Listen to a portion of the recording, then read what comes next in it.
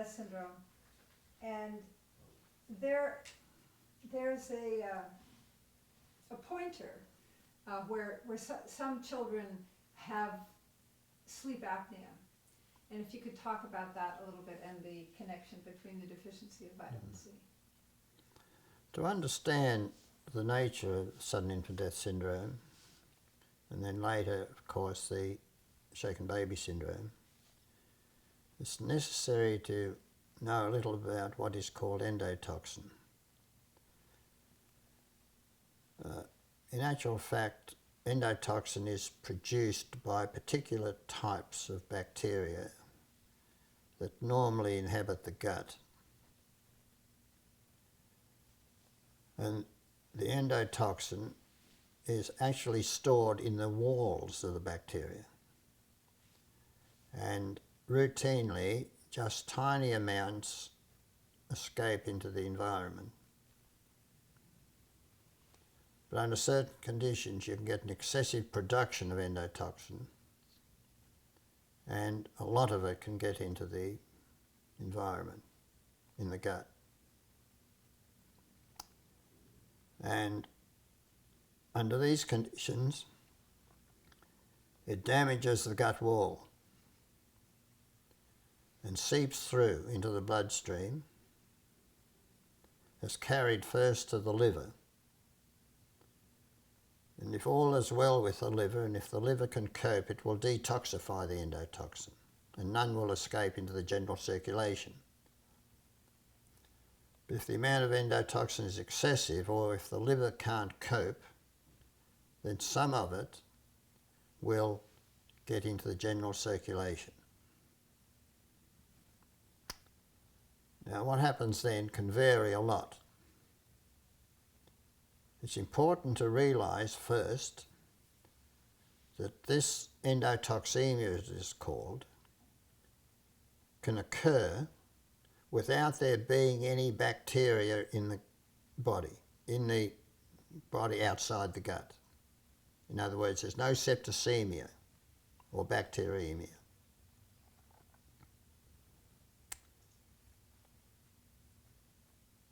Now, the endotoxin, of course, will then travel right throughout the body. But it tends to specifically target parts of the brain for special reasons. The brain is very carefully protected from substances that can injure it by what is called a blood-brain barrier. The main part of the blood-brain barrier is the linings of the tiny blood vessels supplying blood to the brain. In most other parts of the body, these the lining cells of the blood vessels, called the endothelia, or the endothelium linings, have gaps between them. And even white blood cells and red blood cells can sometimes find their way through. But in the brain, we have what are called tight junctions. The cells are very closely packed one against the other and won't allow most substances to seep through into the brain tissue. But there's a lot of energy required because nutrients have to get into the brain, and these cells allow the absorption through them of these nutrients. They actually go through the cells and are passed on to the brain, but the brain is very selective what it will allow to enter its tissue. But the amount of energy required for that is huge. And this is why the brain has the biggest concentration of vitamin C than any other organs, because vitamin C helps the energy processes work efficiently.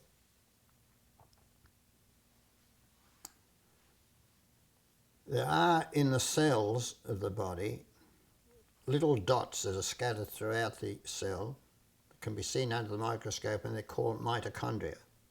And these are really the energy factories that produce all the energy. And because those endothelial lining cells in the brain have to work so hard, they have approximately 5 times more mitochondria than equivalent cells elsewhere in the body. 5 times more in number and 5 times more in volume per cell. But unfortunately, endotoxin can damage those cells much more readily than it can damage any other cell, because those cells are particularly susceptible to toxins. So the blood-brain barrier breaks down, the endotoxin breaks down the blood-brain barrier and can do it very, very quickly. And then it either seeps through into the brain tissue or sets in train a series of biochemical reactions that disturb the brain tissue. The result can be, if it happens quickly, that the respiratory centre in the brain, which is a very active centre, can be primarily targeted and it just stops functioning. There's no breathing, child dies. Or you might just get little bits of endotoxin going through and respirations may cease for short periods, so-called apnea periods. But then vitamin C comes in and a whole lot of other things and neutralises the endotoxin and the child starts breathing again. And that is responsible for the fact that infants can have many periods of apnea and still survive. Now, next, if things get out of hand, the endotoxin gets into the brain tissue itself. It damages the brain tissue, and it may affect only parts of the brain tissue, not the whole lot at once.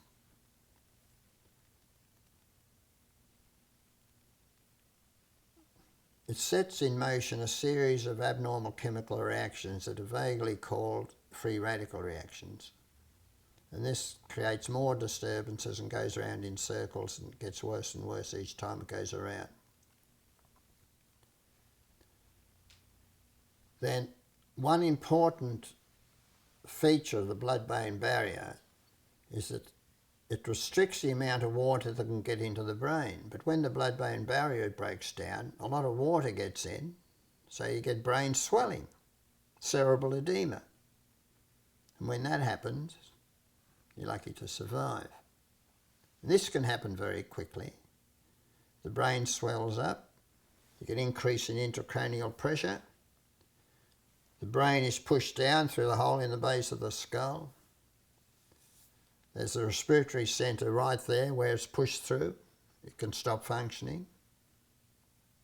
And a whole lot of things can happen. At the same time, the endotoxin causes disturbances in coagulation bleeding factors, so you can get bleeding into the brain, or you get bleeding into the tissue surrounding the brain, like the dura, the coverings of the brain.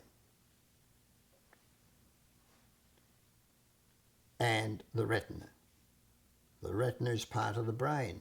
It's an extension of the brain.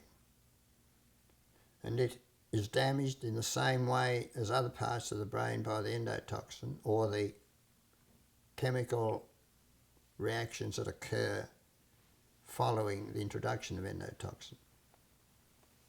So you get retinal hemorrhages. At the same time, you might get changes in the rapidly growing portions of the bones.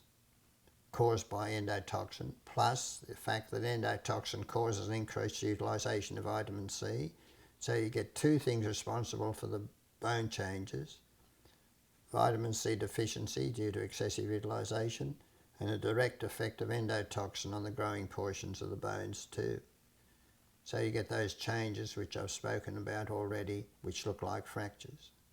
If you treat a child with sleep apnea with vitamin C, does it stop the effect of the endotoxin, and therefore is a child Yes. no longer vulnerable? It's dramatic.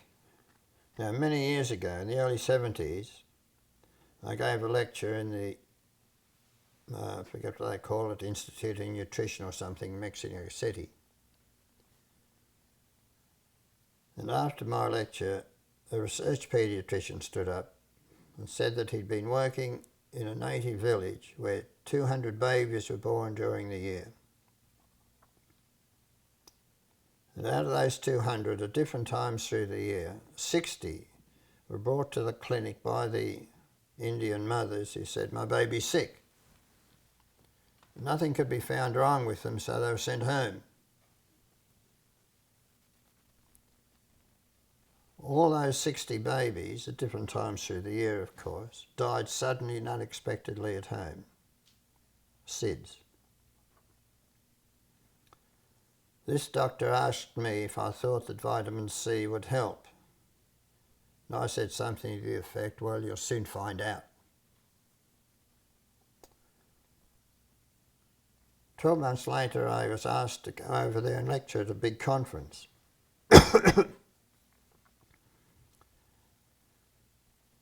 The head of the conference and the Nutritional Institute attended my lecture. His wife chaired my lecture. And she announced, after I finished talking, that they had taken notice of what I had told them the year before, and they were setting up a program to supplement expectant mothers and newborn babies with vitamin C to see if they could cut down the incidence of SIDS, which was extremely high in Mexico. Well, I was elated because I knew what the result would be. But I waited for a year or so, I can't remember how long, heard nothing. I wrote letters which were never answered. I sent telegrams which were never answered. No one would talk to me. My late brother James, who was a radiologist, was going to America, and he decided he would come to Mexico and see if he could find out what was going on. He rang up and they put him through to the boss. An appointment was made. But when he got there, they wouldn't see him. So I was left frustrated and wondering what was going on. Years later, when I was able to get on the internet, I typed out SIDS and vitamin C. And I found a letter that had been sent from a paediatrician in Mexico to a professor of medicine in America who was in charge of the infant apnea program. In other words, you could say the SIDS program. And this paediatrician told him that since he had started to supplement expectant mothers and newborn babies with vitamin C, that SIDS had disappeared. And that's the word he uses. And you can see it today if you look it up in the internet under Google, type out SIDS and vitamin C.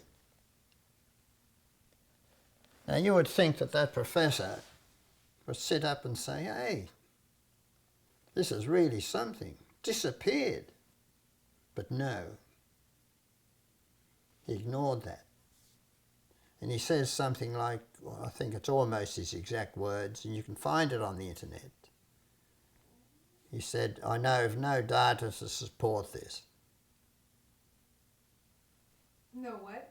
No data, no information, in other words, to support this. Was that the fellow that had been doing the research? In No, the native village? no.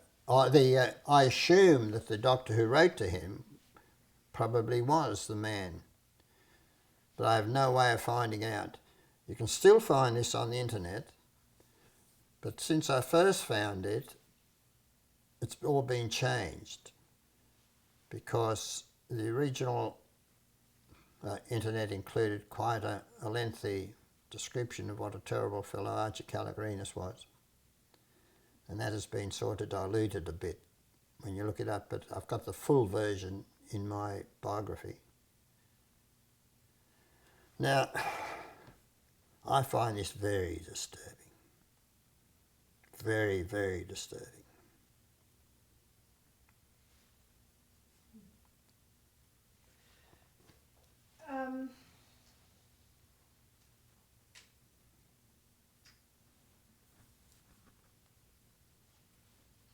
One of the first trials that you became involved with was the Nancy Young trial.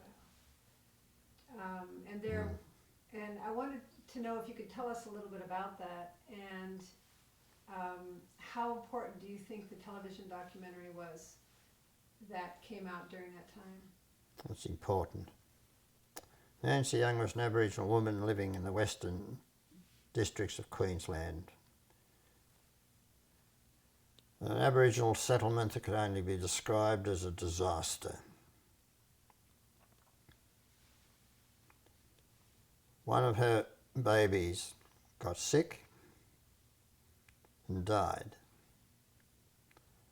And before the autopsy, Nancy was taken to the mortuary, and the police and the doctors pointed out to her the fact that the baby's body was literally covered in bruises.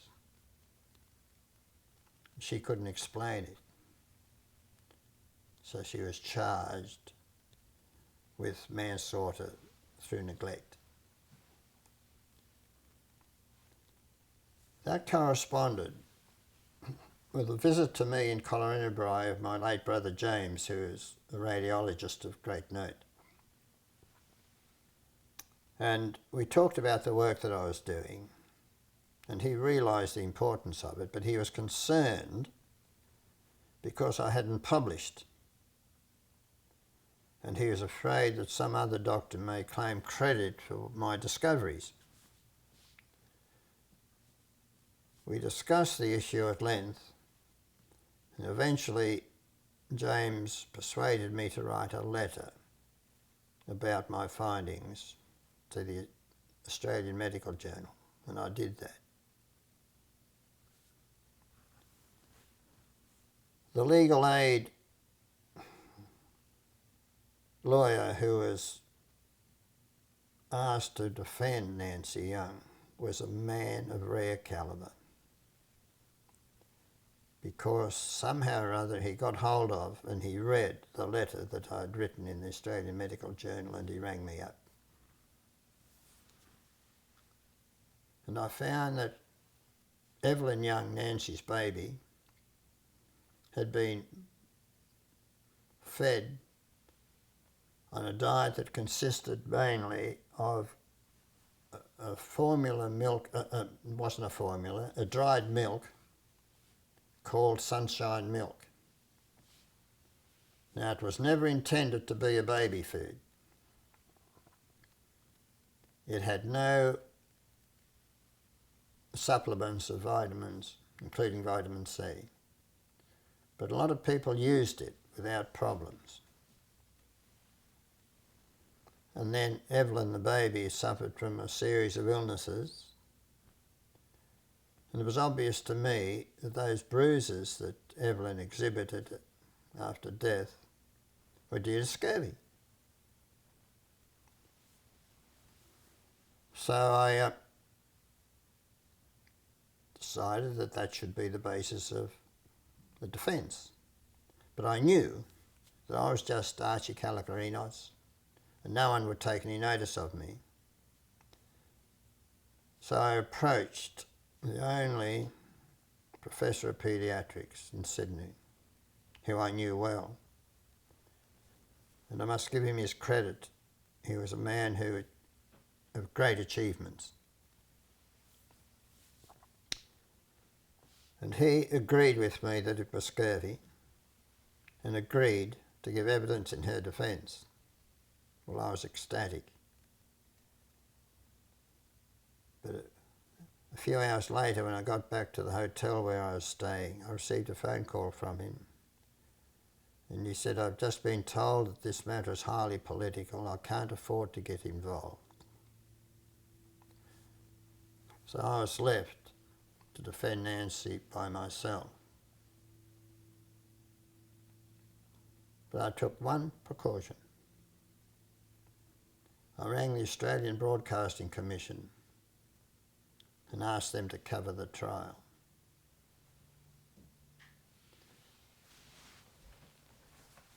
And they did. They sent up a man that I will never forget, the late Frank Bennett.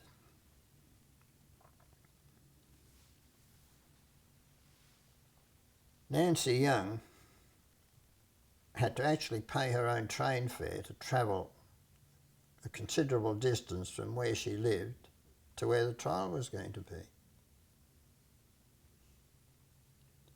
And when I arrived in the town of Roma, where the trial was to be held, I was greeted by the defending lawyer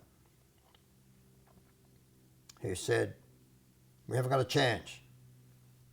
The judge is prejudiced and the jury is prejudiced." I couldn't believe it. I said, "No, it can't be, can't be." He says, "Well, they are."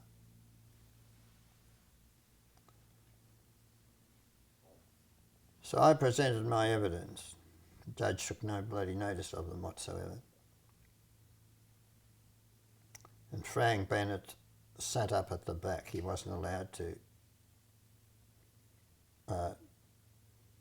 record the actual trial. Nancy Young was found guilty. She's thrown into jail. But she wasn't thrown into any old jail.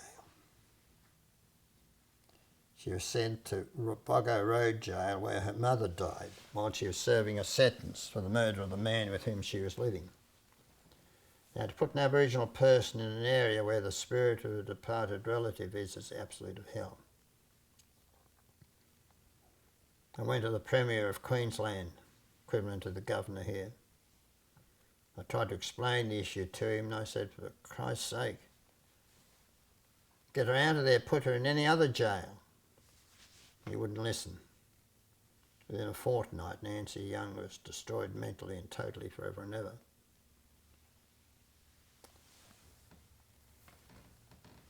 But the night after the trial, or 2 nights after the trial, Frank Bennett presented 10 minutes on national television. He moved not just the whole of Australia, he moved the whole world. It was an incredible feat. There was an enormous public outcry.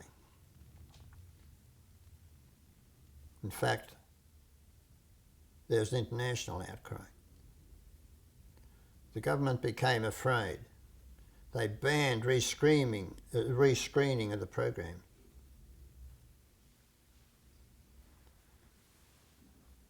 An appeal was launched, and we lost. But by then, I think the Australian public and the international public too were so angry that they would have almost created a revolution. And it was obvious that this had a powerful effect on the government. And they eventually provided Nancy Young with a pardon, which I didn't quite agree with because she hadn't done anything to be pardoned for. But to me, it was an outstanding example how one man, Frank Bennett, who died shortly afterwards, with his remarkable presentation, just 10 minutes, moved the whole world. And I'll never forget it. What was the point that Frank Bennett made that didn't get made to the jury, I guess? Or what was the difference? There's really no difference. Because I had presented the evidence, he just presented it in a way that showed the whole situation of the Aborigines and what a terrible state it was. Nancy Young, for example, had other children. She had no money. She was provided with nothing. Nobody cared. The whole town was racist where she lived. It was a terrible picture. Do you have a copy of that? No, video recordings weren't really available then. The ABC, the Australian Broadcasting Commission, must still have it. Whether they would release it or not is a question that depends. If it gets up too high in the hierarchy of the ABC, they will clamp down on it straight away, and I'm sure they won't agree to its release. But you could try. You'd have to work out a way of getting it without going through the big boys. And there was a Four Corners program, another program from the ABC that followed it as well, which was quite remarkable. And the Australian lawyer, although I think at the time he might have been still a law student, was Geoffrey Robertson. Do you know him?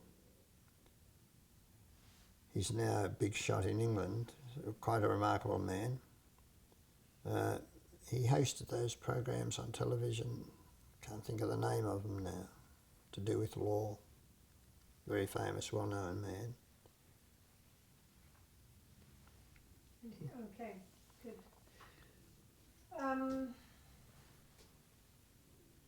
Why do you believe immunization should be delayed with premature infants?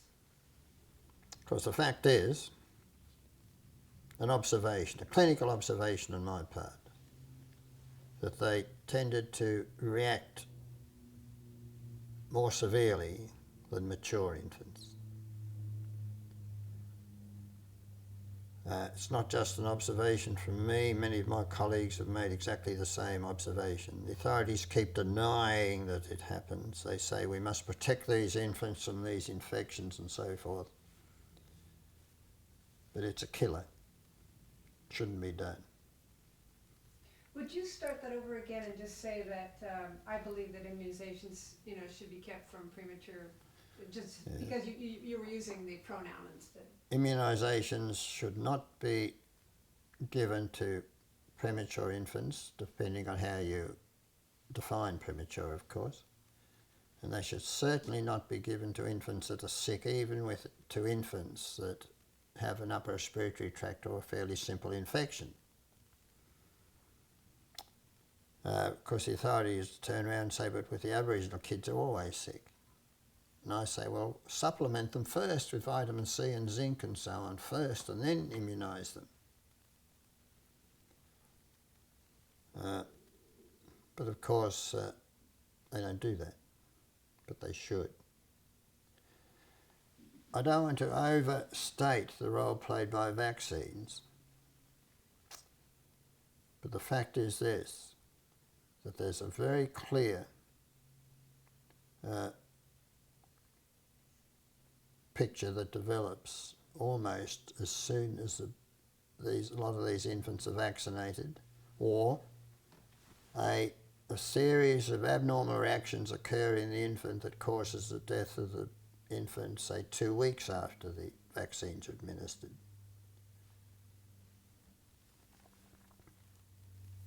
And either you should delay or you should supplement first.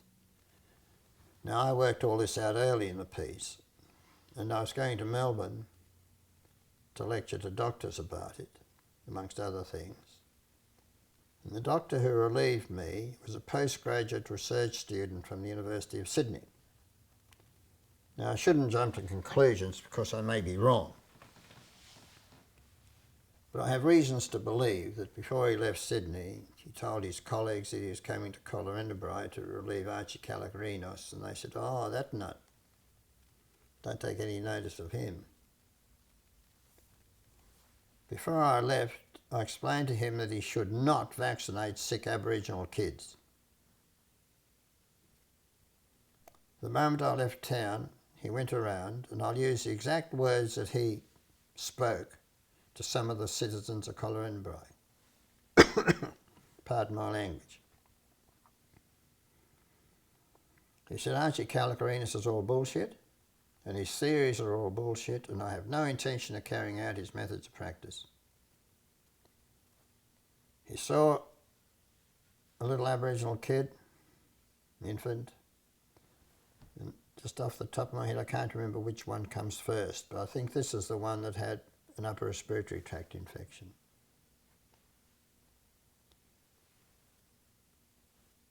He noted that the third triple antigen was due, tetanus, diphtheria and whooping cough. So he'd been well and truly indoctrinated, of course, and he thought that had nothing to do with it. So he gave it. Shortly afterwards, that kid was dead. He saw a second Aboriginal infant, who was the best cared for infant in the district, black or white.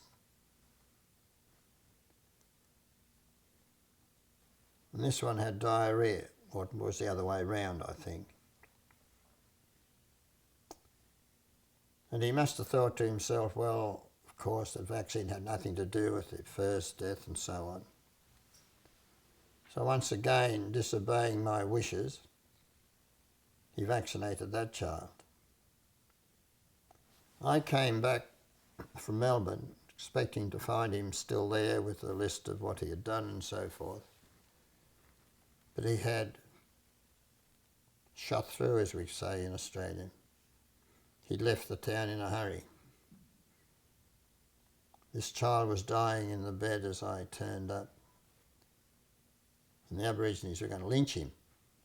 They would have.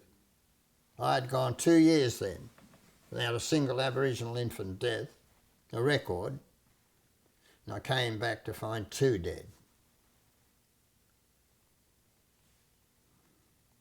Now, I don't feel really good about that.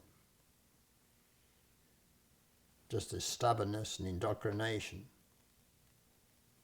It wasn't a coincidence, of course.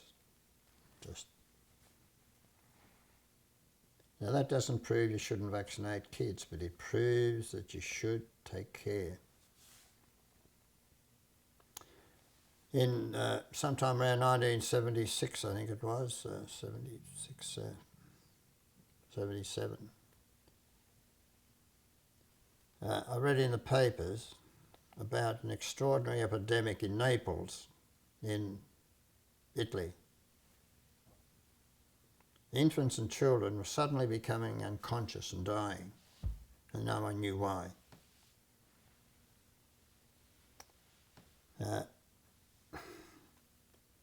I thought, now, that is just like these Aboriginal kids. They should have vitamin C, and they should take care with the vaccines. And I made contact first with a famous politician in Australia who is of Italian extract. And we tried to, I think we did, we actually wrote to the Pope. We wrote to he made contact with the authorities in Italy, but no one would listen or answer. But it so happened that a very important person, I bet not mention his name, owed me a favour. And this person had influence with one of the main television stations in Sydney. So they arranged to take me to Naples.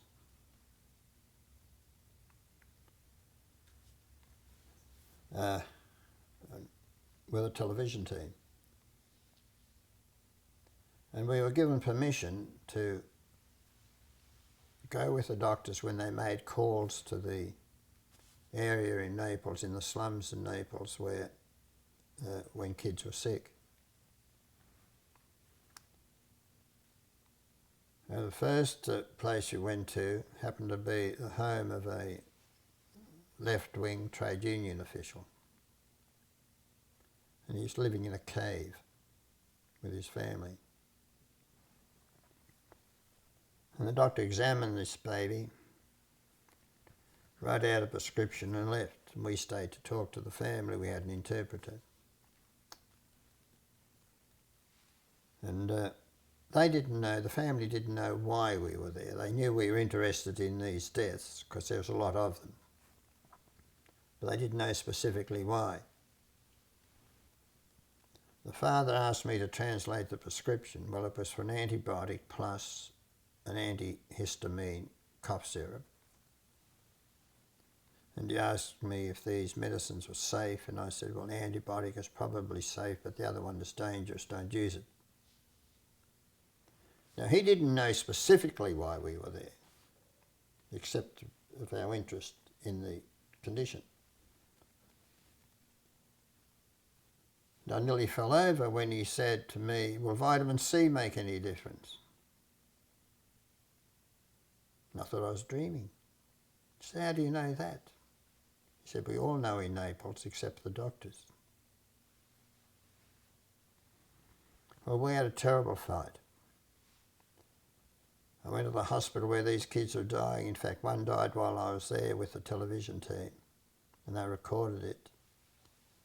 Just everything was quiet. They wouldn't allow me into the room where the babies were, but I could see through the big glass windows. Everything was quiet.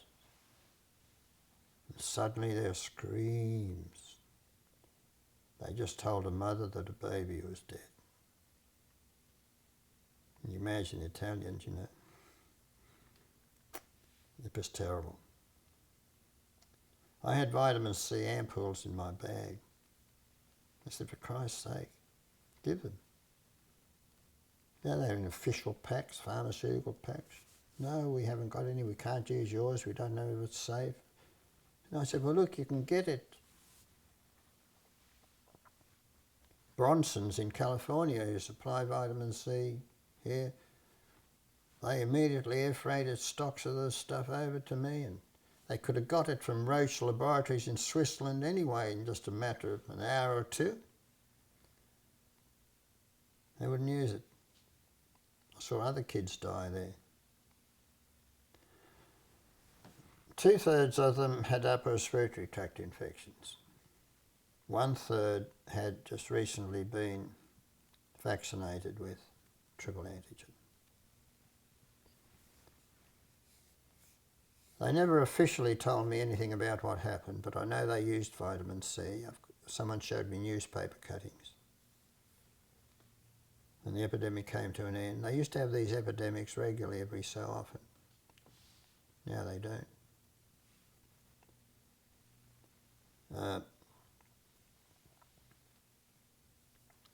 They just came to an end. For many years, they did not use triple antigen whooping cough vaccine in Italy. Now, the latest I heard about a year or two ago was that they would ask the parents if they wished the baby to have whooping cough vaccine. If the parents said no, there's no hassle.